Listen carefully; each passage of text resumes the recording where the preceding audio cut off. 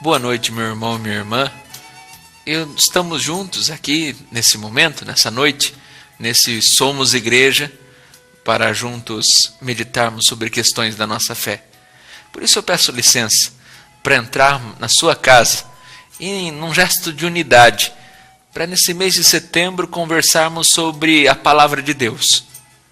Conversarmos sobre o Evangelho de Mateus. A CNBB, a Conferência Nacional dos Bispos do Brasil, todos os anos, indica e aconselha para que a gente estude um dos livros da Bíblia, para que a gente fortaleça a nossa fé e também adquira o hábito desta leitura orante, deste meditar da Palavra de Deus. Esta não é o método de leitura orante, mas nos ajuda a aprofundar os mistérios da nossa salvação. Todos temos a leve impressão hoje de que o homem, o ser humano, se descuida um pouco das coisas de Deus. Deixa as coisas de Deus um pouco de lado. Se preocupa, então, com o seu ganha-pão, se preocupa com coisas mais primárias e deixa a palavra de Deus um pouco de lado. Por isso, os bispos do Brasil pedem que nesse mês de setembro, o mês da Bíblia, mês de São Jerônimo, aquele que traduziu a Bíblia do hebraico, do grego para o latim, que nós também estudamos a Bíblia. E nesse mês eles propõem o Evangelho de Mateus. Como todos sabemos, nós temos 4 evangelhos na Bíblia. E temos Mateus, Marcos, Lucas e João. São 4 evangelhos. Dos 4 evangelhos, 3 são sinóticos. Sim, óptico. É a palavra que mostra para a gente que significa sobre o mesmo olhar. Sim, mesmo, óptico, de óptica, sobre o mesmo olhar.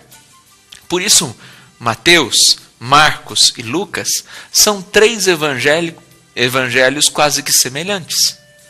Os 4 evangelhos estão na Bíblia organizados de forma alfabética.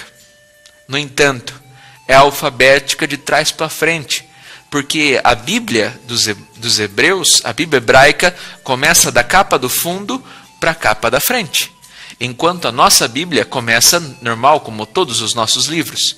Então, se a gente virar a Bíblia e contar os evangelhos de trás para frente, nós percebemos que estão em ordem alfabética: João, Lucas, Marcos e Mateus.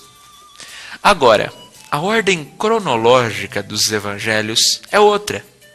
Nós temos o primeiro evangelho, que é o Evangelho de Marcos, escrito mais ou menos nos anos 60, depois do nascimento do Cristo. Portanto, uns 30 anos depois da morte e ressurreição do Cristo. Agora, percebam que não é o primeiro escrito da Bíblia do Novo Testamento, depois da vinda de Jesus, depois do nascimento de Cristo. O primeiro escrito, segundo os estudiosos, são as cartas de São Paulo à comunidade de Tessalônica.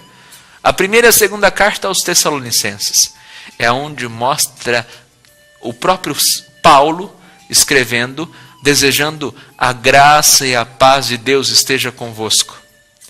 E aí, meus irmãos e minhas irmãs, são nessas pequenas cartas de São Paulo a Tessalônica, que eu convido você ali também na sua casa, são os primeiros escritos do Novo Testamento que contêm uma espiritualidade e uma riqueza que fortalecem qualquer cristão. Agora, quando se trata dos evangelhos, dos 3 sinóticos, Marcos é o mais antigo deles. Depois vem Mateus, nos anos 80, 85. Depois vem Lucas, nos anos 90, 95. E por último, aquele que não é sinótico, o Evangelho de São João. Podemos dizer que o Evangelho de Marcos é o Evangelho do catequizando. É o Evangelho daquele que aprende com as obras de Jesus. Já o Evangelho de Mateus é o Evangelho do catequista. É o Evangelho de quem quer se fortalecer na fé. O evangelho de Lucas é o evangelho das mulheres, dos missionários. E o evangelho de João é o evangelho dos teólogos. É o evangelho daquele que busca a conversa, que busca a espiritualidade, uma profundidade nos acontecimentos de Jesus. Por isso, é interessante que nós estudemos cada um dos evangelhos de forma separada. O nosso tempo não nos permite aqui hoje, mas podemos marcar outros encontros para a gente meditar sobre cada um dos evangelhos. Hoje, convido você e sua família para meditarmos sobre o evangelho de Mateus. Todos nós sabemos que Mateus é um dos 12 e ele é um cobrador de impostos, aquele que está na coletoria de impostos que o próprio Cristo chama. Percebam que cobrar impostos é judiar do povo, porque o povo pagava no mínimo, como quase que nem nós hoje, que somos tarifados por várias coisas, pagamos muitos impostos. Naquela época, os judeus também pagavam muitos impostos.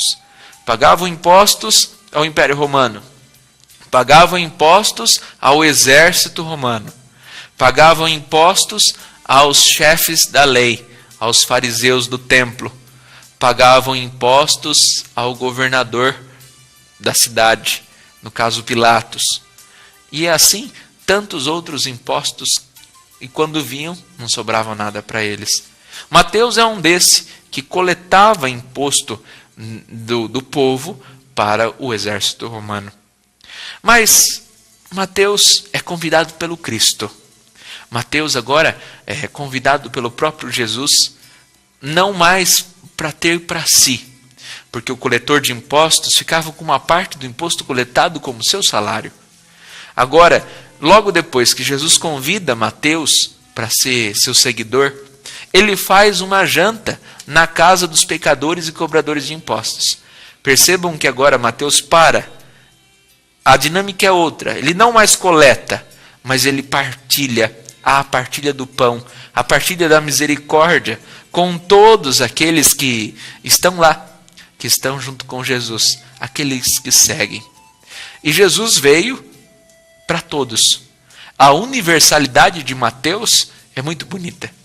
Mateus diz para a sua comunidade, diz tanto para os judeus cristãos que estão convertidos e que seguem dentro da comunidade lá de Mateus, quanto para pagãos que não conhecem o judaísmo, não conhecem as promessas do Messias, mas que estão encantados com as palavras de Mateus.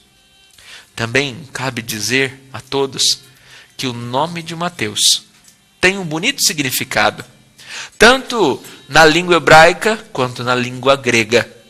Você que chama Mateus, o significado do seu nome, tanto em hebraico, significa aprendiz. Em grego, o significado de Mateus significa presente de Deus. Tanto em grego quanto hebraico, o nome tem um grande significado. Por isso, você que é Mateus é um aprendiz no seguimento de Cristo. Você que é Mateus também é um presente de Deus para as pessoas. E Mateus deixa bem claro no seu evangelho para quem Jesus veio. Jesus não veio para os santos. Jesus veio para todos que precisam. Por isso eu convido você para que, se você tiver a oportunidade de procurar na sua Bíblia, lá em Mateus capítulo 5, versículo de 6 a 7, Mateus vai dizer: felizes os que têm fome e sede de justiça, porque serão saciados. Felizes os misericordiosos, porque alcançarão a misericórdia. São para esses, para aqueles que têm fome de justiça, para os injustiçados, para aqueles que têm misericórdia, para aqueles que não julgam, mas para aqueles que levam a misericórdia, o perdão de Deus às outras pessoas, que o próprio Cristo veio. Mas não para por aí. Temos outro trecho, no capítulo 5, versículo 20. Com efeito, eu vos asseguro, se a vossa justiça não ultrapassar os escribas e dos fariseus, não entrareis no reino dos céus. O que acontecia com os escribas e os fariseus? Eles cobravam do povo, exigiam que a lei seja cumprida, mas eles mesmos não cumpriam as leis de Deus. Por isso Jesus diz: eu vim para que todos aqueles que, apesar de seus limites, buscam a perfeição do amor de Deus. Também no capítulo 18, versículo 20, Jesus fala assim: pois onde 2 ou 3 estiverem reunidos, eu estarei no meio deles, estarei rezando com eles. Por isso, meus irmãos e minhas irmãs, daí brota a igreja. E lembro que a igreja brota onde 2 ou mais estiverem reunidos. E pergunto a vocês, quantas pessoas no mínimo precisam para que haja uma família? Marido e esposa. Aí então começa a igreja, e tenha certeza de que Deus, o próprio Cristo, está no meio de vós. Tudo que você e o outro irmão pedir em meu nome, eu lhe darei. Por isso é o próprio Deus, no Evangelho de Mateus, que mostra que caminha conosco. Pois bem, essa é a mensagem de Mateus para todos. Jesus para Mateus é o mesmo Moisés para o povo de Deus. Moisés não estava longe, mas caminhava com o povo até a terra prometida. Por isso, Jesus agora é Deus conosco, porque caminha conosco até a terra prometida, até o reino dos céus. O céu está aqui conosco. Mateus também mostra um paralelo bonito, que é o paralelo do madeiro. Se é no madeiro, no berço, que não é berço, mas que é lá a manjedoura, o lugar onde os animais comem, o coxo feito de madeira, que Jesus nasce e leva a boa nova no início da sua vida, traz a luz da salvação a todos. Também é no madeiro da cruz que Jesus traz a ressurreição para todos. É esse paralelo no início e no fim que Mateus faz para todos nós. É com essa dinâmica da madeira, do carpinteiro, que o próprio Cristo leva a salvação. E quando a gente diz em carpinteiro, lembro para vocês que José era um carpinteiro, mas não era um carpinteiro de móveis, porque os judeus não comiam numa mesa com cadeiras. Também não era um carpinteiro que construía estantes, porque eles não tinham estantes, nem penteadeiras. O que José construía poderia ser a cerca dos rebanhos, ou uma porta, sempre gestos e objetos muito significativos para cada um de nós. Aquilo que dá união para o rebanho é a cerca do seu rebanho. Aquilo que dá passagem ou proteção para uma casa é a porta. Por isso, mais do que aprender a carpintaria com José, Jesus aprende a ser a cada uma dessas coisas para cada um de nós. Jesus é a porta das ovelhas. Jesus é a unidade de todos para com todos. Por isso, meus irmãos, também convido vocês a abrirem lá em Mateus, capítulo 25, de 35 a 36. Pois tive fome e me destes de comer, tive sede e me destes de beber, era forasteiro e me acolhestes, estive nu e me vestistes, doente e me visitastes, preso e me viestes ver. Percebam que é por abandonado, por excluído, que o próprio Cristo veio. E Mateus faz questão de anunciar isso a todas as pessoas. Percebam que a comunidade de Mateus não está em Jerusalém. Por quê? A comunidade de Mateus é uma comunidade dos judeus que estão na diáspora. Foram expulsos de Jerusalém. Lembro a todos que no ano 70, ou melhor, no ano 67, depois que Cristo nasceu, o imperador mandou um general romano que fosse a Jerusalém e controlasse todas as rebeliões dali. Os rebeldes de Jerusalém entraram em conflito com o general romano. Aí então houve guerra e destruição. O general, além de destruir a maioria de todas as casas de Jerusalém, destruiu também o templo, que nunca mais foi construído. Hoje, quem vai a Jerusalém consegue encontrar um muro das lamentações, onde é um ponto de oração e espiritualidade para os judeus e para os cristãos, e aonde ficou o alicerce, aonde ficou o contrapiso do templo, que Salomão construiu sob o Monte Hebron, nós temos lá 2 mesquitas dos muçulmanos. O templo nunca mais foi construído. Também não há sentido construir o templo. Para nós cristãos, o templo é o próprio Cristo que ressuscitou. Por isso, meus irmãos e minhas irmãs, nós podemos guardar uma mensagem deste Evangelho de Mateus, que mostra a justiça, que tem o Sermão da Montanha, com as suas bem-aventuranças, lá no capítulo 5. É o Jesus dos excluídos, o Jesus daqueles que precisam. E pergunto para vocês, quem hoje não precisa da força de Cristo, de uma boa palavra em momentos difíceis? Esse é o Cristo que nos alivia. Essa é a esperança que nos ajuda em momentos de angústias. É esse Cristo que nos convida a vestir o nu, a dar alegria ao triste, a dar alimento ao faminto, a emprestar os ouvidos para quem quer partilhar.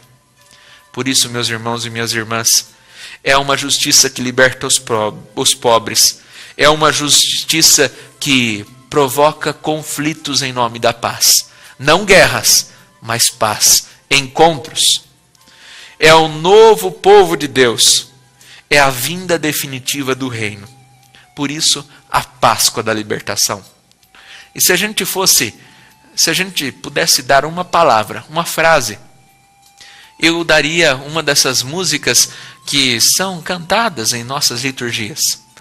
Buscai primeiro o reino de Deus e a sua justiça, e tudo mais vos será acrescentado.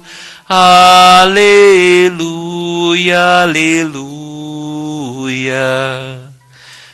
Essa é a mensagem de todo o Evangelho, para que nós busquemos a justiça, e tudo mais nos é acrescentado. Se a gente busca a justiça dentro de casa, tudo mais nos é acrescentado na nossa família. Se a gente busca a justiça onde quer que a gente esteja, no nosso ambiente de trabalho, também tudo mais nos é acrescentado. A gente não precisa buscar as outras coisas, mas elas vêm por acréscimo de Deus. Por isso, o Evangelho de Deus, o Evangelho da busca do reino de Deus, é o Evangelho de quem busca caminhar lado a lado com Jesus, não visando apenas as leis, como os fariseus e os escribas, como os judeus queriam, vindo do judaísmo. Mas Mateus nos lembra que esse Jesus é um Jesus que não se preocupa com a dureza das leis, mas se preocupa com a flexibilidade da misericórdia, com o carinho do amor. É com isso que Mateus procura catequizar aqueles judeus, catequizar os gentios, os estrangeiros que procuram caminhar junto com Cristo. Que nós hoje também possamos fortalecer a nossa fé nesse mês da Bíblia, mas não só nesse mês buscar a palavra de Deus, mas todos os meses do ano, todos os dias da nossa vida. Convido você então, diante de Mateus, para que a gente peça a bênção de Deus. O Senhor esteja convosco, Ele está no meio de nós.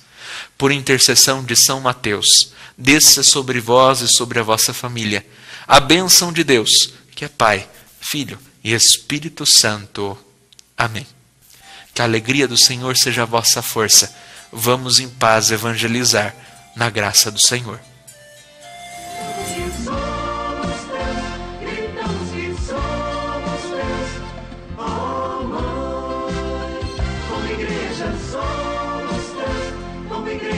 Somos teus, Maria.